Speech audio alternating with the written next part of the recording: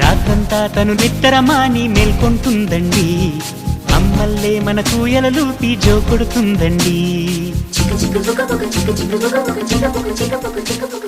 సెలవులు తనకు వద్దంటూ స్నేహితులను మనకందిస్తూ అందరి భారం మోసేస్తూ కోరిన తీరం చేరుస్తూ మతమూపుల మన భేదం తనకు లేదంటుందండి, మానవ జాతిని ఒకే తాటిపై నడిపిస్తుందండి.